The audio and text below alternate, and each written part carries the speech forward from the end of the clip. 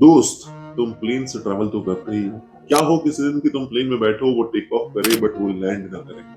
और आज से 30-35 सालों बाद वो जाकर लैंड करे तो क्या होगा तुम्हारे साथ? सेम ऐसा ही हुआ था 57 पैसेंजर्स के साथ। उन्होंने टेक ऑफ तो किया बट वो कभी लैंड नहीं हुए। और आज हम उसी प्लेन के बारे में जानने वाले हैं। The plane that landed 37 years late. अब दोस्त, इमेजिन करो कि एक प्लेन जो कि 1955 मोड़ता है 57 पैसेंजर्स के साथ और बिना किसी ट्रेस के गायब हो जाता है। और फिर पूरे 37 ईयर बाद वो same plane, same number, same passenger एकदम से आसमान में दिखने लगता है। क्या ये टाइम ट्रेवल था, किसी पैरेलल यूनिवर्स का कॉन्सेप्ट, या फिर किसी गवर्नमेंट का एक सीक्रेट प्रोजेक्ट?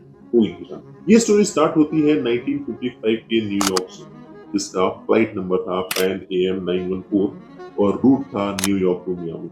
सुबह 9:55 पर प्लेन टेक ऑफ करता है। सब कुछ नॉर्मल था, लेकिन सिर्फ 3 मिनट बाद प्लेन रडार से गायब हो गया। कोई क्रैश सिग्नल नहीं, कोई मेडे कॉल नहीं, बस एकदम डिसअपियर्ड फ्रॉम एग्जिस्टेंस। उसको ढूंढने के लिए सर्च ऑपरेशन चला, वो भी 5 दिनों तक, लेकिन कुछ भी नहीं मिला। ना ओशन में डेब्रिस मिला, ना किसी पैसेंजर का ट्रेस। और फिर वही प्लेन 37 साल बाद 1992 में कैराकास वेनेजुएला में लैंड हुआ। एक एयर ट्रैफिक कंट्रोलर जो कि उस समय ड्यूटी पर था, उसका नाम था जुआन डी ला कॉर्टे, ने रडार पर एक अननोन एयरक्राफ्ट देखा। प्लेन आउटडेटेड लग रहा था, प्रोपेलर टाइप 1950s मॉडल का। कंट्रोलर ने कांटेक्ट किया और कहा, आइडेंटिफाई योरसेल्फ। प्लेन के पायलट ने बोला, this is Pan AM 914 New York to Miami, where are we? सब लोग शॉक में आ गए। कंट्रोलर ने बोला, sir, today's date is May 21, 1992। और फिर क्या था? पायलट साइलेंस में। फिर उसने हिम्मत जुटाई और फिर वापस से कहा कि sir, we need permission for emergency landing. और फिर क्या? काराकास रनवे पर वो प्लेन लैंड कर गया। जब ऑफिशियल्स साइट पर पहुंचे, उन्होंने देखा कि प्लेन बिल्कुल पुराने डिजाइन का था और उसके अंदर के डॉक्यूमेंट्स भी 1955 के थे। पासपोर्ट, न्यूज़पेपर, बोर्डिंग पासेस, सब ओल्ड डेटेड। लेकिन सबसे अजीब बात, पैसेंजर्स सारे जिंदा थे और उनका कहना था, we just took off an hour एगो।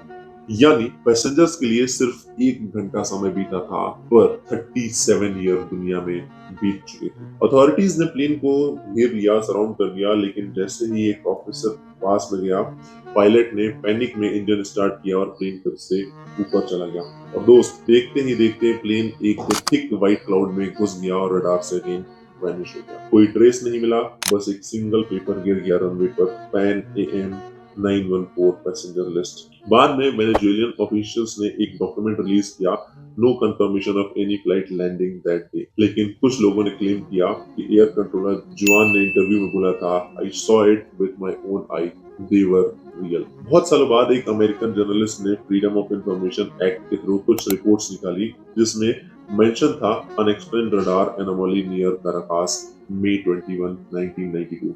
क्या ये सिर्फ कोइंसिडेंस था या फिर क्लासिफाइड कवर अप था? साइंटिस्ट ने इसको टाइम स्लिप फिनोमेना बोला, जब एक स्पेस टाइम फोल्ड के थ्रू ऑब्जेक्ट टेम्पररी शिफ्ट हो जाता है फ्यूचर में। दूसरी थ्योरी कहती है कि यूएस ने 1950s में एक प्रोजेक्ट ब्लू बीम चालू किया था, जो टाइम स्पेस कम्युनिकेशन पर बेस्ड था, और पैन AM 914 उस एक्सपेरिमेंट का विक्टिम बन गया। भाई, सबसे चिलिंग पार्ट, एक रिटायर्ड पायलट ने एक फोटो शेयर की 2001 में, जिसमें same Pan AM 914 plane Nevada desert की प्राइवेट हैंगर में खड़ा था और टेल नंबर एग्जैक्टली मैच करता था। कैप्शन पे लिखा था, वेलकम बैक टू 1955। क्या ये एक मिथ था, एक सच था, या फिर एक कॉन्स्पिरेसी किसी गवर्नमेंट की? इसके बारे में कोई नहीं जानता। आपको क्या लगता है इस स्टोरी को सुनने के बाद? कमेंट में जरूर बताएं। वीडियो अच्छी लगी तो लाइक करें, शेयर करें एंड चैनल को सब्सक्राइब करें।